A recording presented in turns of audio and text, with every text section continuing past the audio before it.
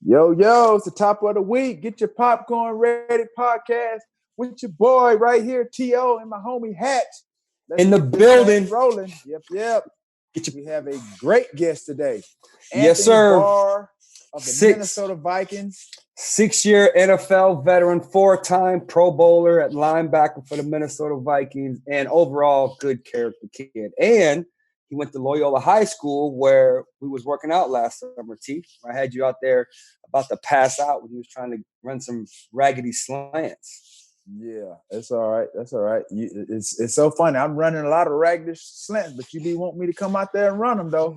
Hey, exactly. I can run because your broke butt can't run them. You got that right. Your broken down body can't run nothing. You can't. But I can watch though. You can't run a hit. But yeah, man, I'm looking forward to Anthony Barr. I honestly, like I said, even when I played and even post football, I don't really know a whole lot of guys, but I definitely have heard this guy's name a number of times. So I'm definitely looking forward to talking with this kid. I know he's done a lot of great things, as you said, your Loyola product. This guy, like I said, making his presence known on and off the field. So I'm looking forward to meeting the guy. Absolutely. Coming up on Get Your Popcorn Ready podcast, Anthony Barr from the Minnesota Vikings. Yeet! You can find us on the Himalaya app, wherever you get your podcasts. And don't forget to subscribe to my YouTube channel, YouTube.com/Terrell Owens, and we'll have all this content available to you. So just subscribe to the YouTube channel as well as any other social media channels. And like Hat said, subscribe wherever you get your podcasts. Sharing is caring. Holla at your boy. Anthony Barr coming up on Get Your Popcorn Ready podcast.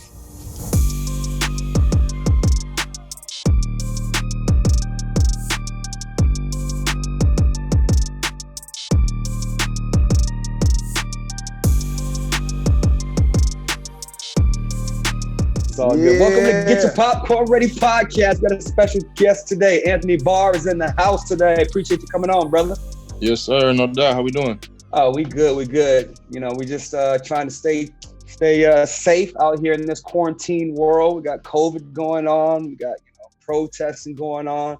A lot going on in this world, but just trying to stay positive and keep it moving. You know what I'm saying? Yeah, no, I feel you. I think we're all on the same page with that. Yeah, that's right. So you out here in LA, right?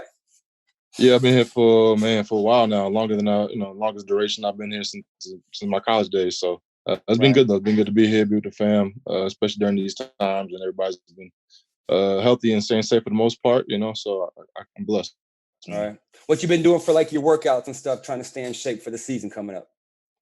Yeah, well, we was going to the gym pretty early on, like early March, and then COVID hit pretty hard right around then, like mid-March, and things started shutting down here. So I was on the at-home regimen for about a month, and then there's a little rehab facility I was going to that passes as medical, and there's a little gym in there, so I was able to get my weights in there. And then just the past 6-7 weeks, there's been a field down in Encino we've been going to, pairing that with the gym. So staying on top of it, doing what we can during the times.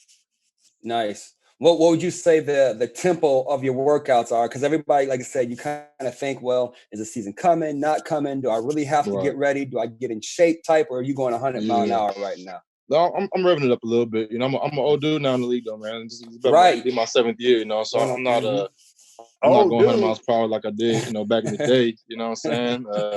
I'm getting up there in age, so I ease into them starting in March, and then by this time we start picking up a bit.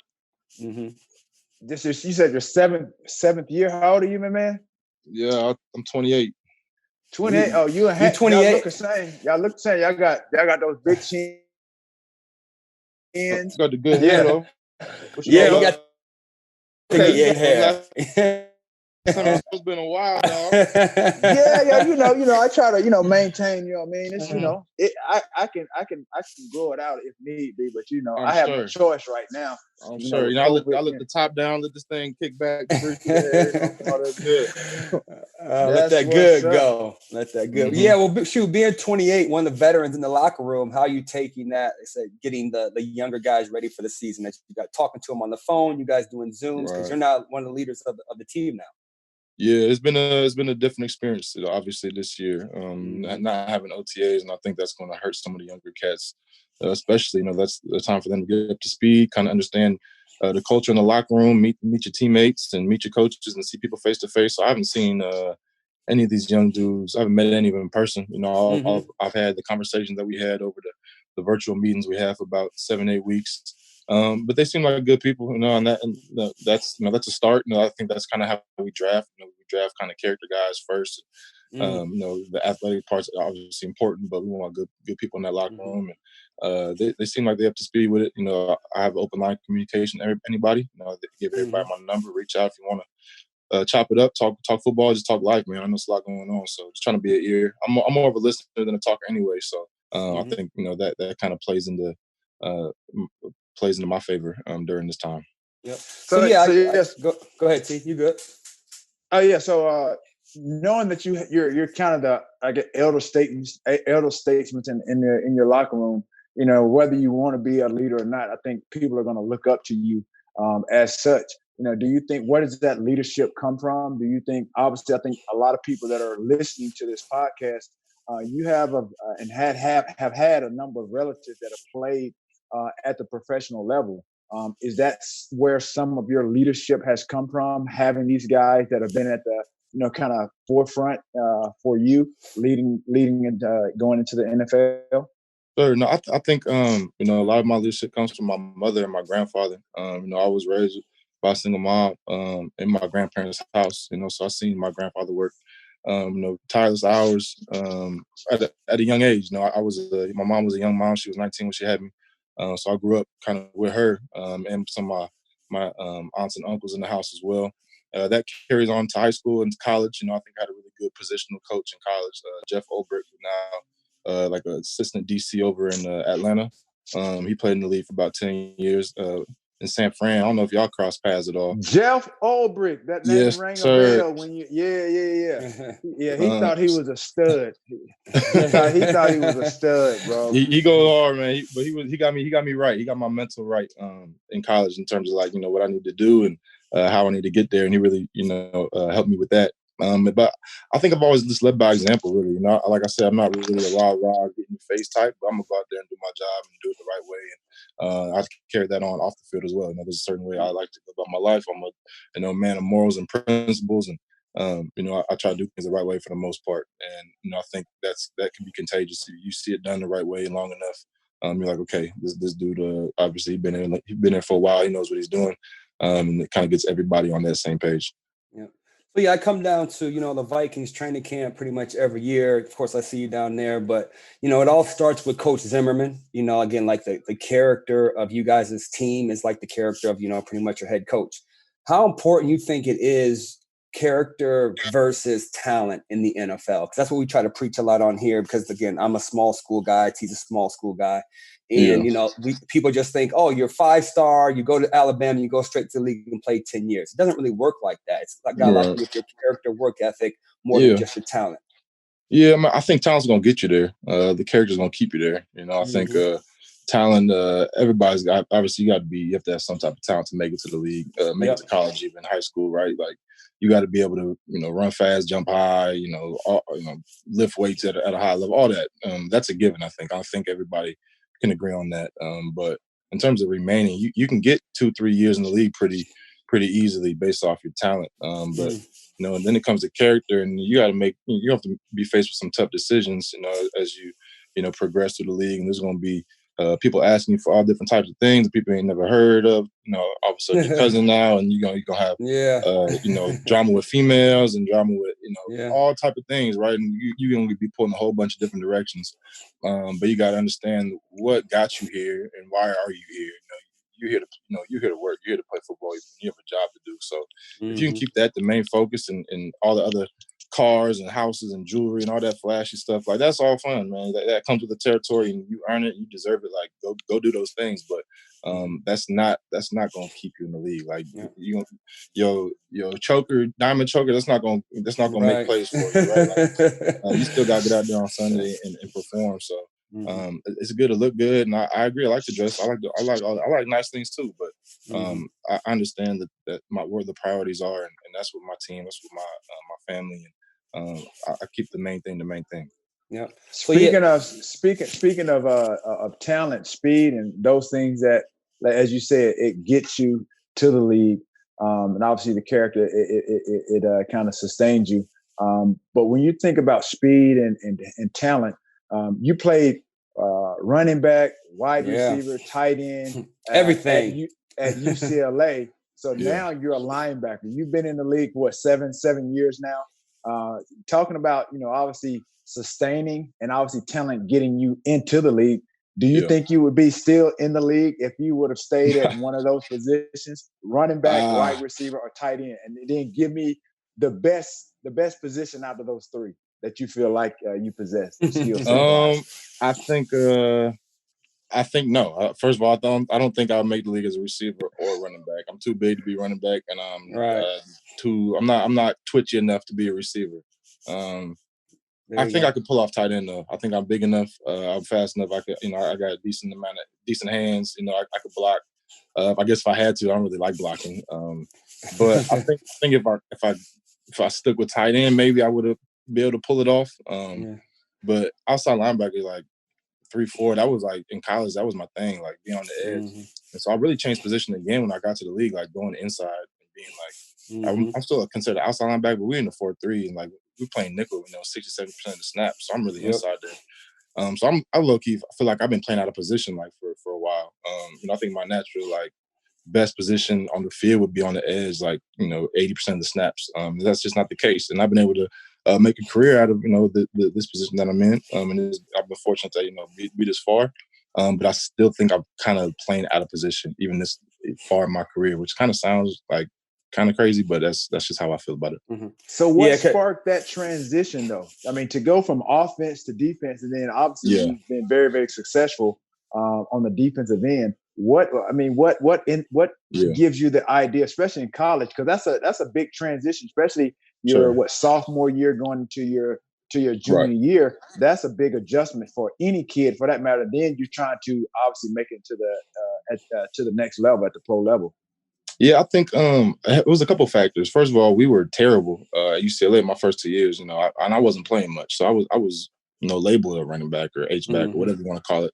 But I wasn't really getting on the field that much. I wasn't producing, and there was a point where I was just like, man, this is not fun anymore. Like I'm used to being scoring touchdowns and being have the ball in my hand and all these fun things. Like it's kind of an addictive feeling, right? I'm sure T.O. can attest. Like Matt, you could attest. Like throwing tugs. Like that's can a feeling, right? Yes, I can attest. He just had about 100 more touchdowns than me, but I can't attest. But the feeling, like it's an addictive feeling, like and that's something I really wanted to continue doing. But we had a coaching change my sophomore year. Coach Moore came in with his defensive staff. And Ulbrich was on that staff, right? And he was our linebacker coach.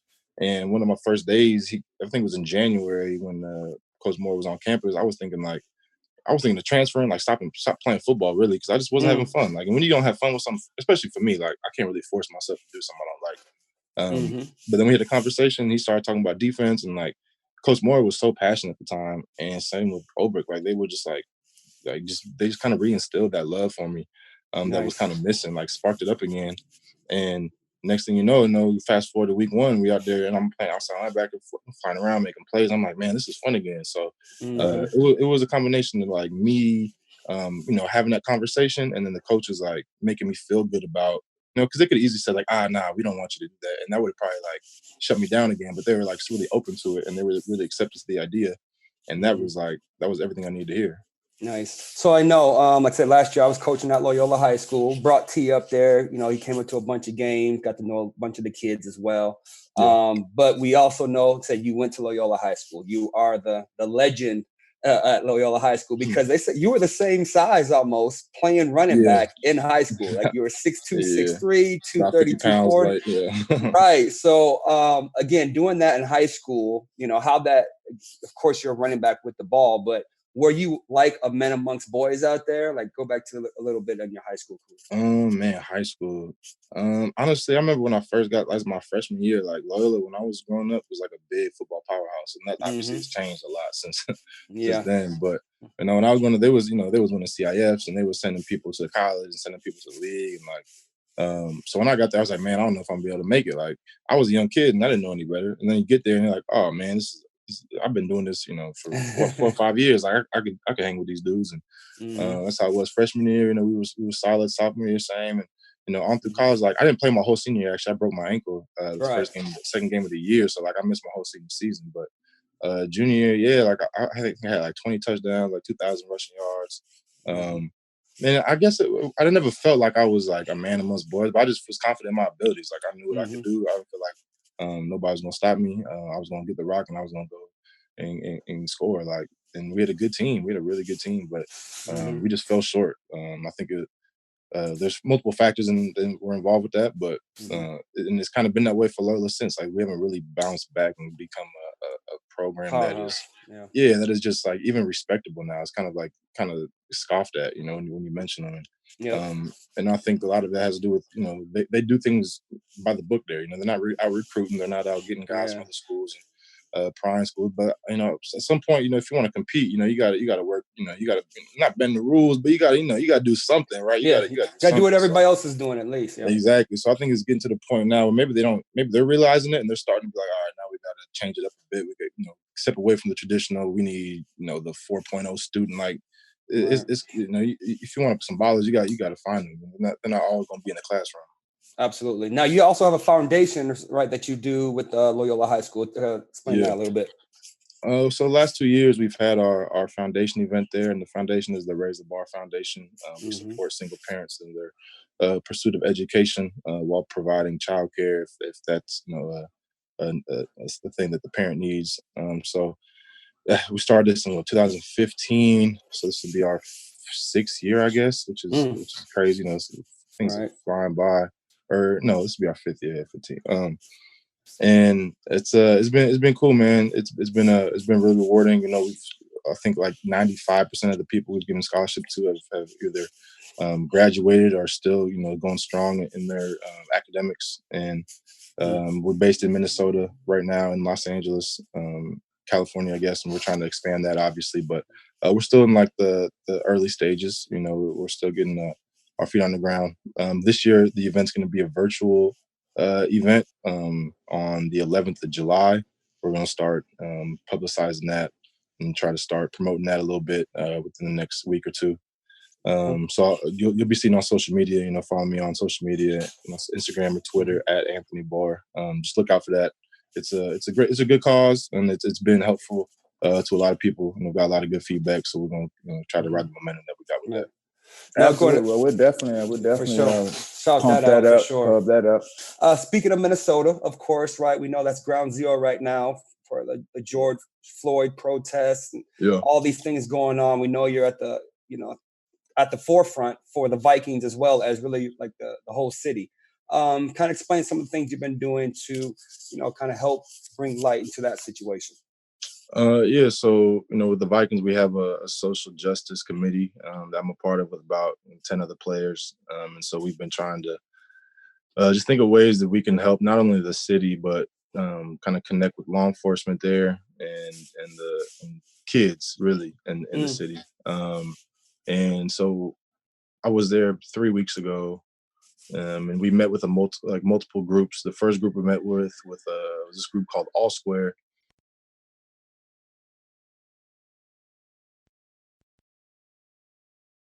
Reform program, and they were just explaining how hard it is for convicted felons and convicted people convicted crimes to kind of get back on their feet, post once they finish their time, they kind of pay their debt to society, whether that's a 5-year sentence or 5-month sentence, whatever.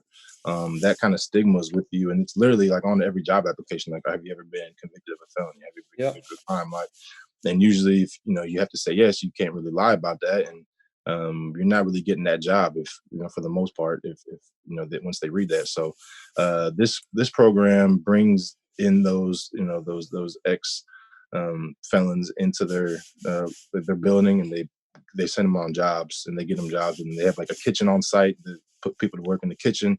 They're working on starting to build their media platform, so they have starting to do kind of podcasts like what y'all are doing. And just kind of getting people, a second chance, because they're just really describing how hard it is for, like I said, for people to get back on their feet after they already felt like they've paid their due. And that kind of tied hand in hand with the JDC that we met with out there, which is the Juvenile Detention Center. A lot of these kids are, whether they're in for, small things or major things, they're still kids. They've been 17, 18, 19-year-olds who have been, in this building for. And when we talked to them, they, a lot of them had been there for a couple of years, months, whatever the number was. But for the last 2-3 months that they were there during COVID, they haven't had no curriculum. The teachers there had been laid off or furloughed. So they kind of just been sitting there playing games, watching movies. We were trying to stress the importance, not only to them, but to kind of the people like that were taking care. Like, man, you got to do something productive with these kids. They're kind of just wasting away. And so they made a mistake. Like they have so much more life to live. And right. There's a lot more out there for them. So we're going to continue the open lines of communication with them. Try to be more present. Myself, especially, I'm kind of putting the pressure on myself to stay consistent with that. And then finally met with the police department, the police chief of police, and like 3 officers, and we kind of just had an open Q&A with like a bunch of the players. There's about 10, 15 of us, and just shooting off shots and understanding. That's probably not a good thing to say, but shooting off any questions. Yeah, we get it. Just asking them, why this, why that, how did this happen, how does it lead to this, how can 3 officers stand by and watch another murder somebody, like what is the protocol, are they supposed to step in? If I'm a civilian watching, can I step in? Like what are some answers? Yeah, because I don't even know, what are some of those answers to those so he was just like, during the training, like we're taught to intervene if excessive force is being used. And I was like, so how did nobody step in? And he's like, yeah, well, they were just wrong for not stepping in, not intervening. And they said, and I was like, well, is it like a frat house type thing where like, oh, I don't want to mess with my boy while he's doing something? Or is it like a boys club type thing where like they're afraid to step on toes and hold each other accountable? Like, what's up with that? Like, because if I'm a human being, like as myself, and I see someone, whether that's a police officer or not, like I want to go intervene. Like I want to step in and help somebody, right? But I asked, like, so if I'm a civilian and I'm seeing this, a police officer abusing somebody, can I go myself? Can I intervene? He's like, well, legally, no. And that would probably escalate the issue, right? Right, exactly. Now I'm kind of involved in that. Yeah. But the other 3 officers just stand by, and he was like, well, that's not a reflection of everybody. Which I get, but it's still like, so it's just a coincidence that these 4 dudes happen to be working at the same time, on the same street with the same dude, like. And so some of the questions were answered. Some of them I didn't feel, very good about the answers. Some of the answers kind of felt were like kind of brushed to the side. Of course. But I think they felt the pressure, like they, it was applied. And but as far as I know right now, like Minneapolis is trying to disband the police department down there and replace it with, community members. But personally, I think like the police are necessary, like absolutely, of course. Just good police officers are necessary. Like 2, 3 in the morning, like who you gonna, if somebody's breaking your house or something goes wrong, like who you usually gonna call? Like you calling the police, right? Let's just, I don't know, people don't really feel confident in doing that right now, and that's unfortunate because these guys are supposed to protect and be the ones that we look up to. And my thing is like, how can you expect, like you're supposed to be the best, right? You're supposed to be the best of the best. People look up to you, like you're supposed to be protecting communities, right? And if y'all are misbehaving, how do you expect the communities to behave? Like, how do you expect people looking at you to go ahead and like act like proper human beings when the leaders aren't doing that? So we're looking at y'all, and y'all are giving us bad examples. So how do you how do you expect anything to get better if the leaders are kind of not doing their part? Right. So you got drafted in Minnesota in 2014. So you've been in Minnesota for 6 years. You've seen it. Yeah. Now, was this like a shock when this whole thing came down with George Floyd, or have you seen some red flags, or were you treated a certain type of way by any type of law enforcement during those 6 years? No, there was they've historically been known as one of the most I don't know if abusive or problematic departments in the country, not just like in Minnesota, but like Minneapolis police department has been pretty corrupt for a while, according to historical evidence. And even the chief, our general manager asked a really good question. He said straight up, like, is there racism in your police department? And he was like, well, I mean, this department's over 100 years old. So like, of course, it's kind of rooted on that. And from the research I did, like the police were first implemented to catch runaway slaves. Like this is when, the police started. And it was like the people trying to get freedom. These people were capturing these people and bringing them back. And these are usually obviously white people. So yeah, the I think the department is kind of rooted on racism, and you try to move away from that. And I think as time goes on, like you start moving away from it, but it doesn't disappear. It never like necessarily leaves.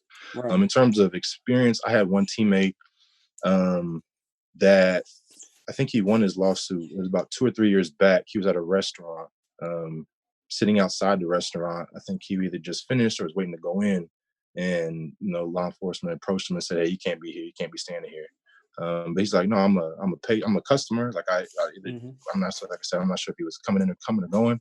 And they gave him a real hard time. So he took his phone out, started recording it. They slapped his phone out of his hand and like started getting aggressive with him.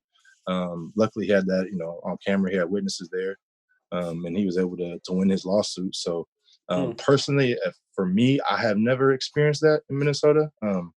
But I know my experience isn't the experience of everybody. I have the luxury of being an athlete in the city, which is, that goes a long ways.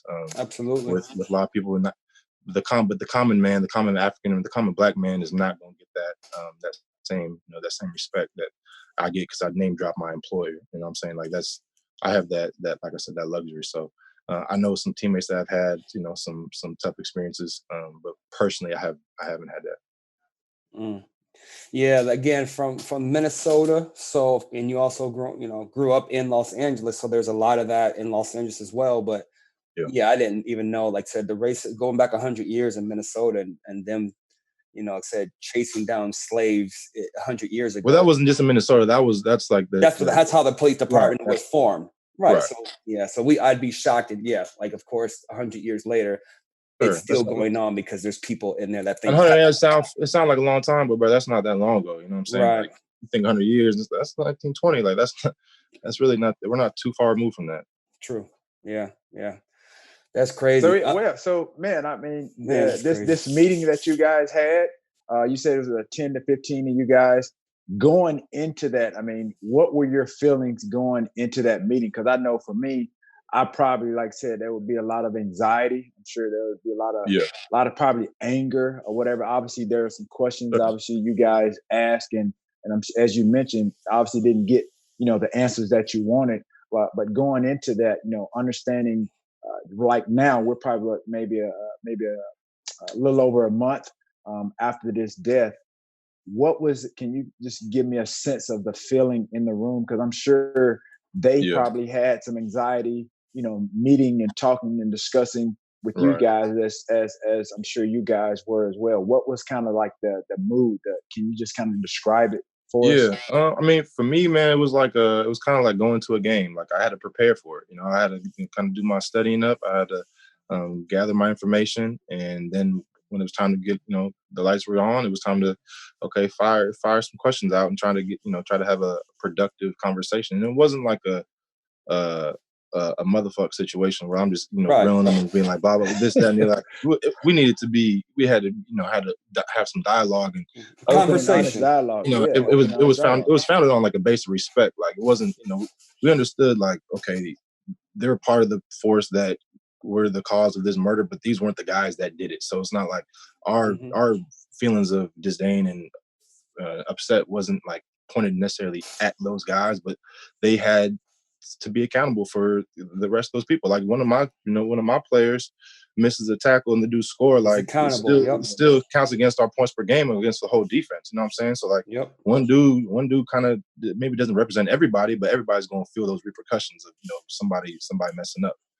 So it was I wasn't necessarily nervous or scared or like, but I was very I guess a little anxious. Like I was definitely interested to see how they were going to respond, how they're going to communicate with us. And I think for the most part, they were pretty transparent. Like I said, I didn't necessarily agree with everything, but that wasn't the point. Like we weren't there to have it wasn't to disagree or to agree. It was more so to just to educate ourselves on kind of the training and the practices and I guess the rules really of being and what can we do? Yeah, what do we do? Yeah, like how do we help? How do we what can we do to help the situation? Like, what do you need from us that you don't have that wouldn't make your job easier? So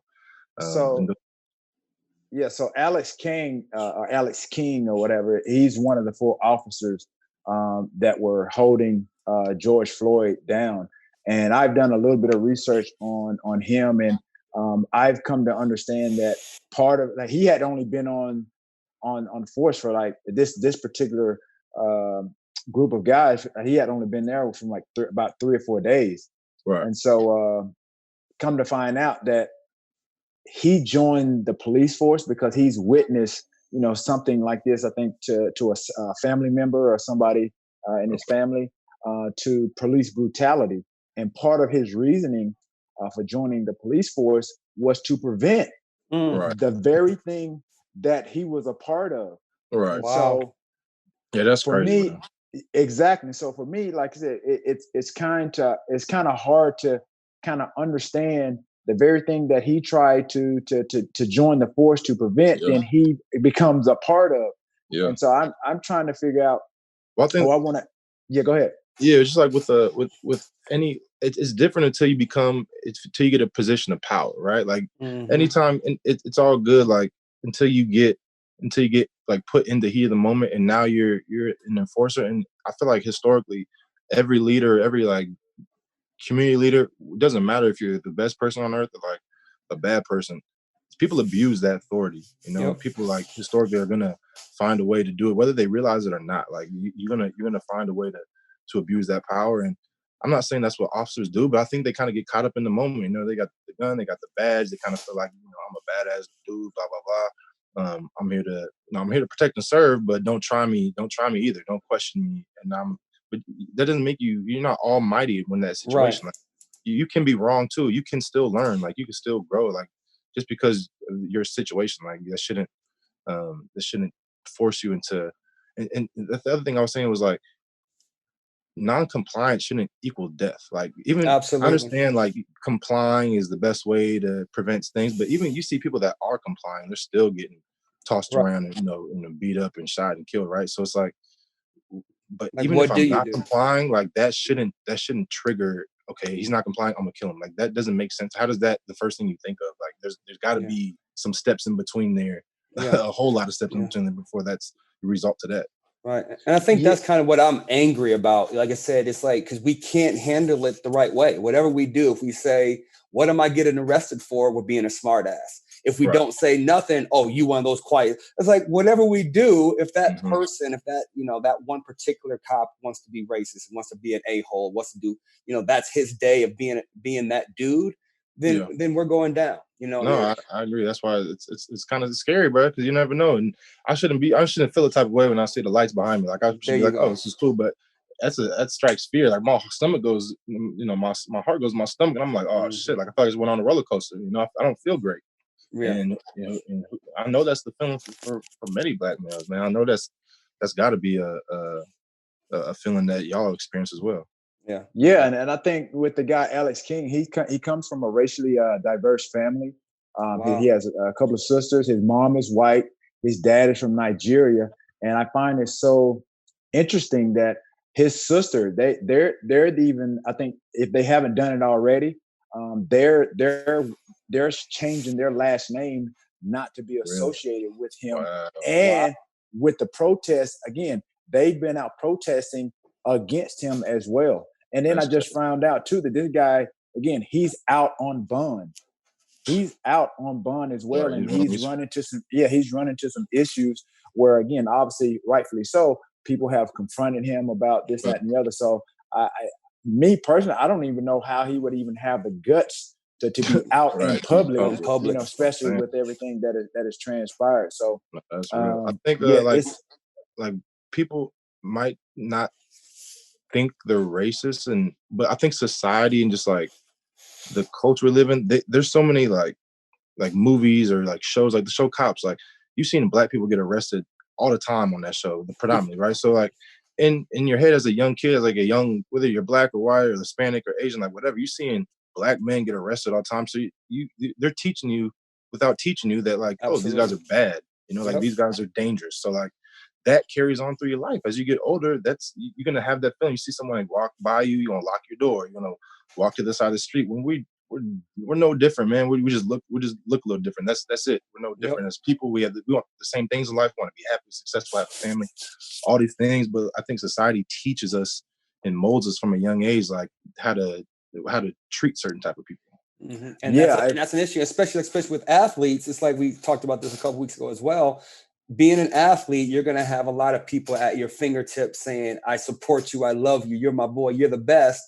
And then on their Twitter or on their Instagram or their Facebook, they're saying, you know, they're racist and, you know, Black lives don't matter. Like, which one is it? Like, you like me because I'm in this Minnesota Vikings uniform, but once I come out of this uniform, you're not supporting me or my culture or nothing I do. And that's the issue.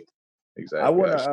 I want to read you guys something from one of his siblings about the situation when it all transpired. And this will give you a sense of where his sibling, you really kind of where she is. It says right here, it says, in a Facebook Live video, his sister, Taylor King, 21, appeared with the head of the local NAACP to speak of the injustice that befell Mr. Floyd, acknowledging being related to Mr. King, but never mentioning his name.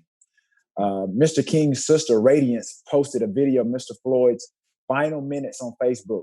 And she said, just broke my heart, she wrote. In an interview, she said that as a Black man, her brother should have intervened. She said she planned to change her last name in part because she did not want to be associated with her brother's actions.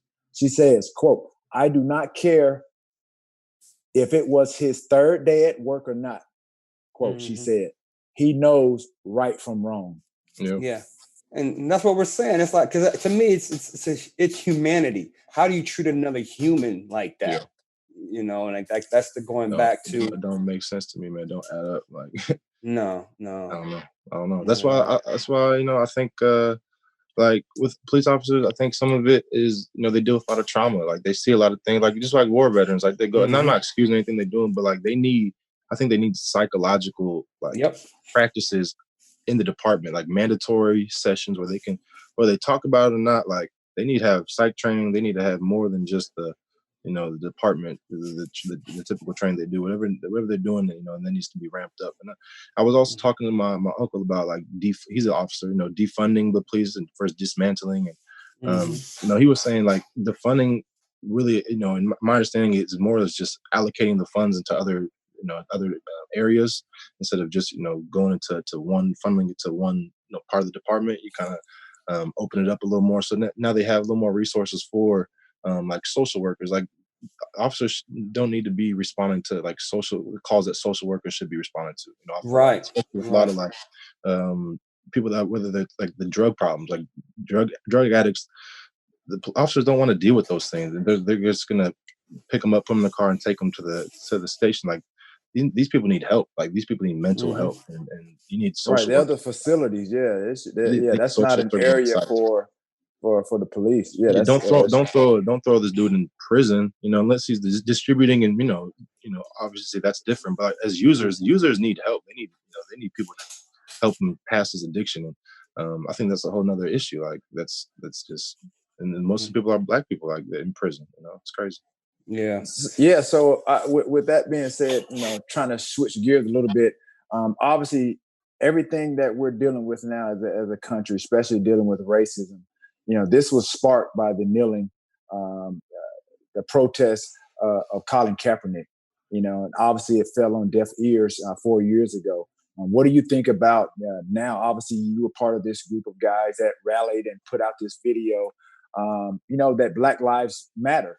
And then, you know, can you kind of just give us a walkthrough of how that came about, you know, with you guys just kind of, you know, collaborating and putting out that message and banding and unifying together, and then give us your reaction to, you know, Roger Goodell's, I guess his post after you guys did. Yeah. So Cap, I think he was, you know, obviously he had seen this coming for a while, and he was really, I guess for lack of a better term, the scapegoat for the league. You know, they wanted to use him as an example. You know, we're not going to tolerate this, and he's lost his career over it, and that's like the ultimate sacrifice somebody can make. Losing their livelihood, their well-being, their job, their occupation, for the betterment of others. And he brought a lot of recognition and light, and a lot of people were saying, "Oh, well, he's disrespecting the flag and he's doing disrespecting the military."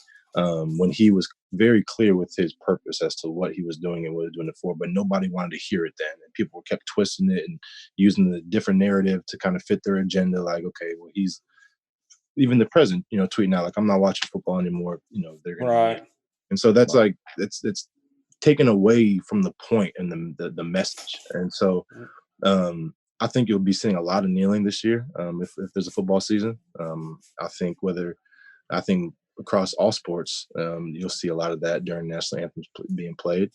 In terms of the video that we had made, Eric Kendricks and I wanted to make a statement kind of before that video came out, because the NFL was real quiet on the whole situation. We're a league made of mostly black men in terms of not the front office, but the people on the field, the soldiers out there on the field. Mostly black guys, and to not have that support from the league that possesses so much power and people look up to them so heavily, like it's so influential. That was kind of disappointing. So we wanted to kind of push the envelope a little bit, which I think was a start. And then Mike Thomas reached out for us to all be part of this video. That he was really the ringleader behind it, put everything together, and got the guys to speak their piece and then put that together, which I think was pretty powerful. And then it definitely, I think, nudged the league again. When you see, I'm a defensive player, but the big faces are quarterbacks, receivers, offensive guys, running backs. And so when you have a video full of Mike Thomas's and Odell's and Patrick Mahomes, that's going to start move the needle on the envelope, attention. So I think Goodell responded maybe 24 hours after that. He was quick to he was quick to put something out after that. And whether it was to save face or whether it was because he really felt that way, for him to say what he said, I think it was a start. Like, he had never said nothing about that before. Had never been that vocal about it. And I think he had no choice, and the league and the players kind of put that pressure on him. And so it was good. It was good to hear. We actually had a phone call with him 2-3 weeks ago, me and Eric, just us two and him, kind of talking about, what are the next steps? What is the league actually going to do to? You talk good, right? But what are you actually trying to do? You mentioned, and I was really specific on diversifying front offices and general managing positions and head coaching jobs. And he said there are rules in place, and there are certain things in place that mandate a minority coach to be, or a minority front office member to be hired, but it wasn't not being adhered to. It's not. That's being what I'm saying. Like, these things you're saying there's place, rules, but look at the numbers. Like, the numbers are saying it doesn't reflect those things that he's mentioning that he said that are mandated. Right. But it's like, how do you force somebody to hire somebody? That's a whole nother issue. Like, and there's plenty of colored people that are qualified for these jobs, like ex-players that would love to be in these positions, right? Absolutely. But they're not given the chance, and that, I think, that goes down. Like, he can do so much, but that comes down to the owners, in my opinion. Like, the owners and the individual teams, like, they have to set a precedence. Somebody's going to have to step up and set a precedence to do that.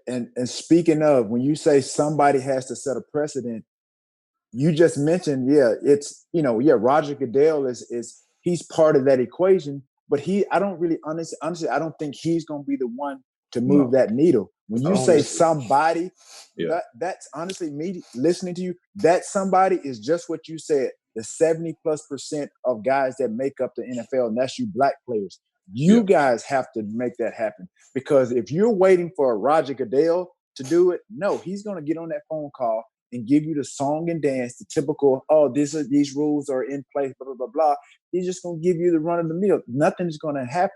It's going to be up to you guys, bro, to move that needle. And until that happens, the question is how. Like, what exactly is it? And we do? So it's like, what steps do we do? What can we do as players to make that happen? Because what do you sit out games until it changes? Like, is that reasonable? Is that logical? Like, Our players gonna do that though? People want their money, you know what I'm saying?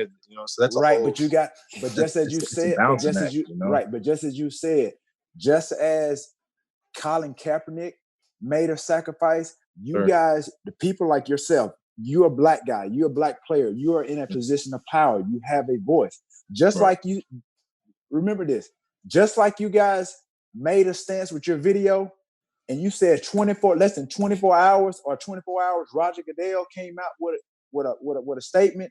That's exactly that, bro. Trust me, that's exactly what's going to happen if the majority of you guys, the black players, and even some of these white guys that are standing aside with you guys, that are saying that they're allies, they stand for Black Lives Matter. If they stand in unison with you guys and like, yo, we're not playing unless such and such happens, trust me, it's going to be 24 hours or less before at least the dialogue starts to happen.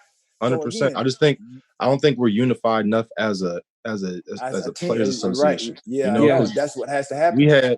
We had a vote on the CBA. We had like 800 guys not even vote on their own CBA. Vote. You know what I'm saying? It's like, if you're not going to vote on your own CBA, I know y'all know not voting on real issues, and governing, and stuff like that. So it's like we're so divided as a players association. Whether because people don't care, they're not interested, whatever the reason is, we're not strong enough. We're not unified. There's too many guys. I don't know. We're just not unified. No, it's everybody. Honestly, it is. Honestly, I'm on the outside looking in, bro. But I feel for you guys. It's sad to know that some of these guys, like I said, you guys have so much power and so much leverage. And like I said, sometimes you have to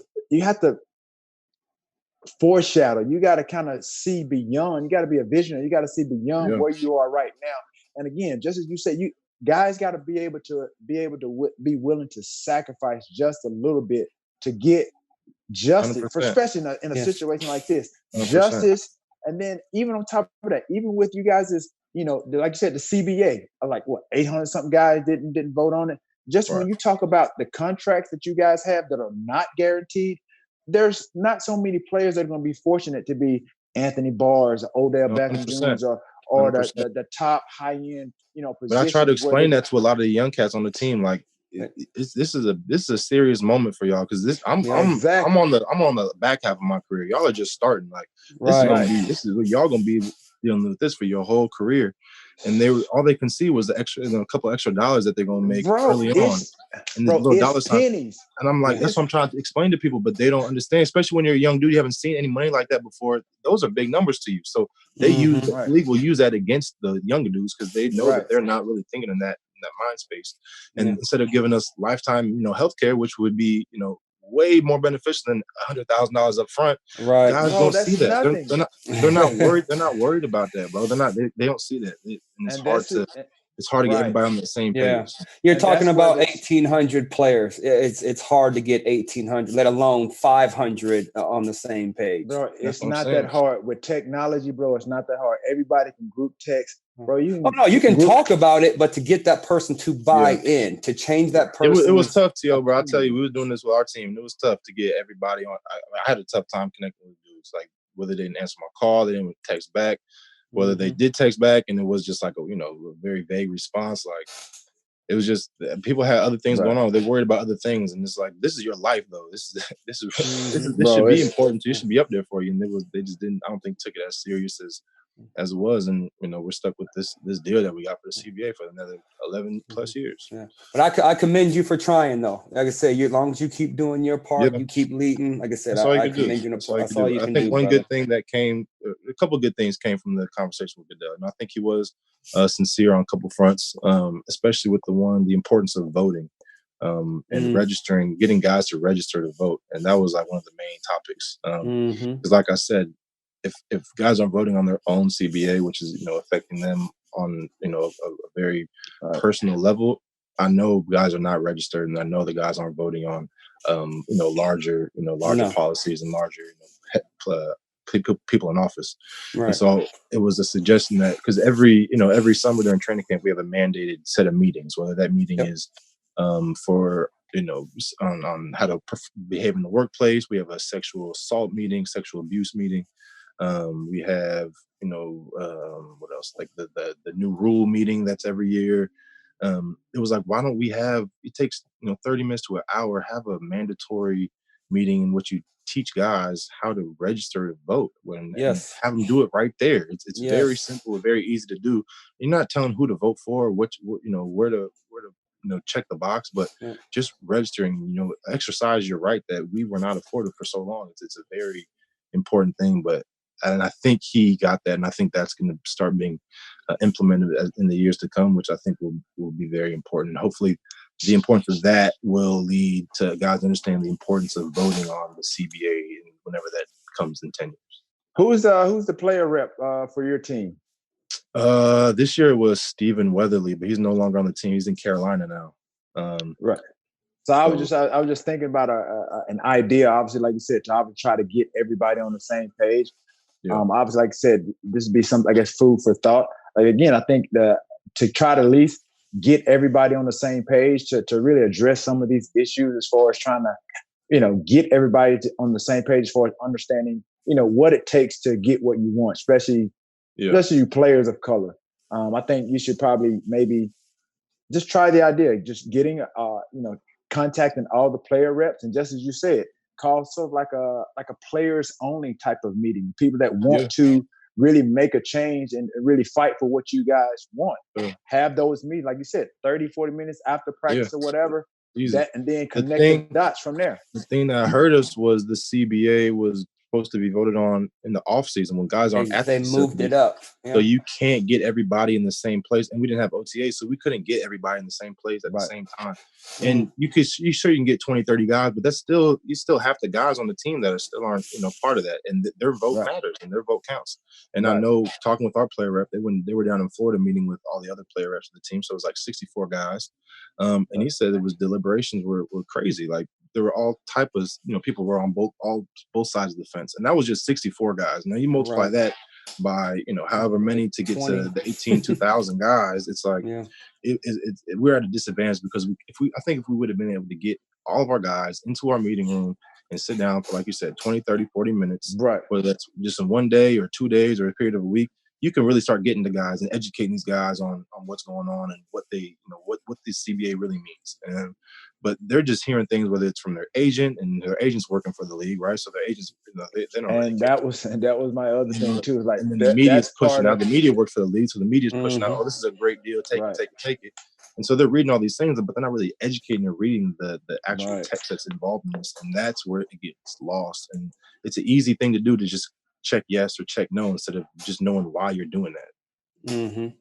Right. Yeah. Right, yeah. No, like I said, I think, hopefully if something else comes out of it, we don't have to sign, or it's signed, but we don't go through that 11 years of the way it is right now would be great. But again, we might be locked in that thing for 11 years, which is crazy because it's not a great deal in my personal opinion. Well, I mean, personally, I don't think they're locked in. Just no different. Like I said, it's no different than a player's contract. You feel like you locked in. Like I said, Barr, you just signed a deal for X amount of years.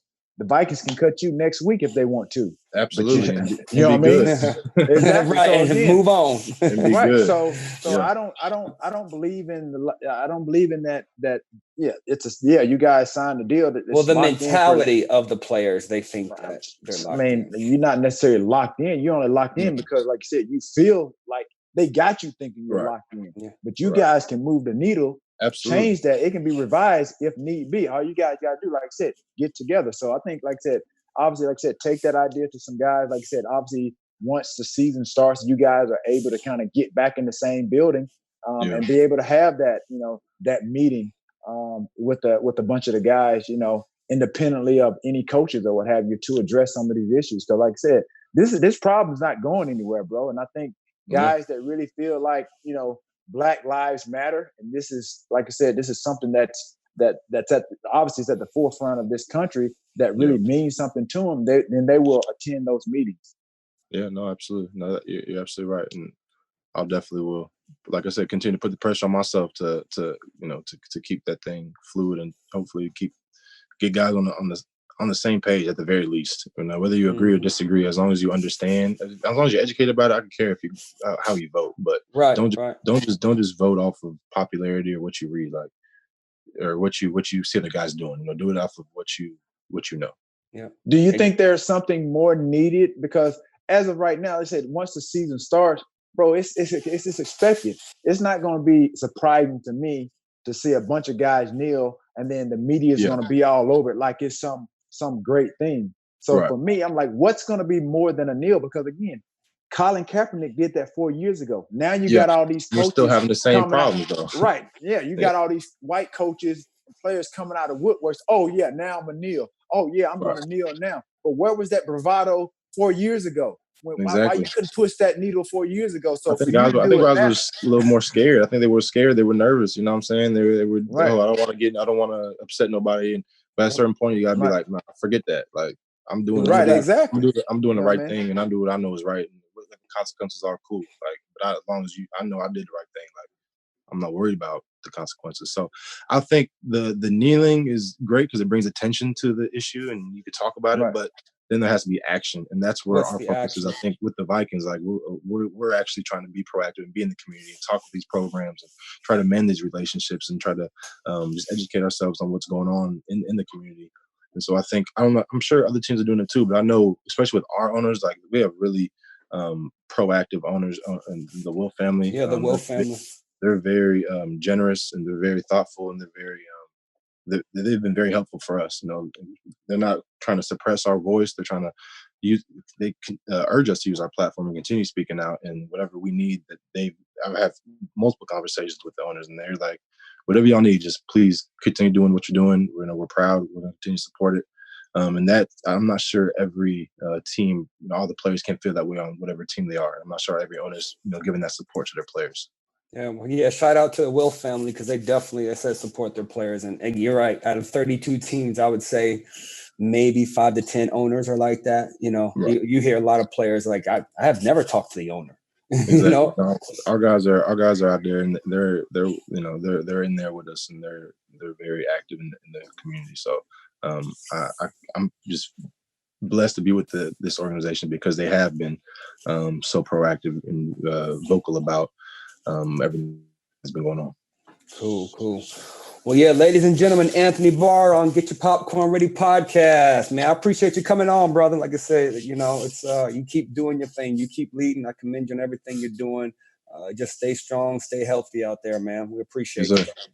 All right, y'all. Absolutely. Thanks for having me. Absolutely. Yeah, no doubt, man. Appreciate you coming on. And for everybody that's listening, definitely please don't forget to check out his foundation, Raise the Bar.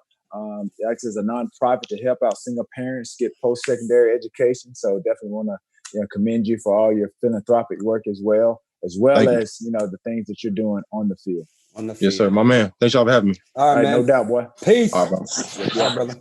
Yo.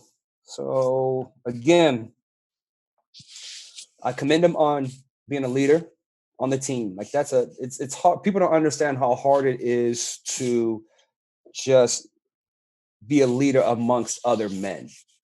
People are like, oh, he gets older. It's like, no, it's like you still have 30-year-olds in that locker room, 35-year-olds in that locker room. Anthony Barr is 28, and he still, commends the respect enough to lead, to be one of the leaders on that team. I don't think people understand, like, just because you're older, just because you signed a contract for big money, just because you've made a couple of Pro Bowls doesn't make you a leader in the locker room.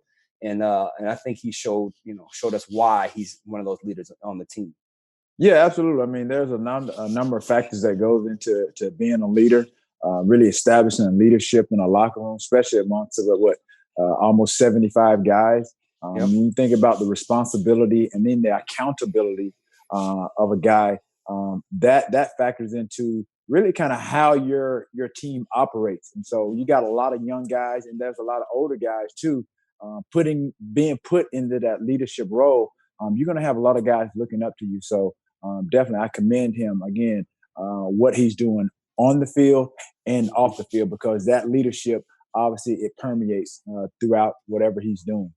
Absolutely. And that kind of takes us to our 3 and Out segment. And the first one I want to talk about was, again, him saying how they draft guys with character, for him to know that, to him to know what type of guys he has to, Coach Zimmerman was a big on character as a head coach.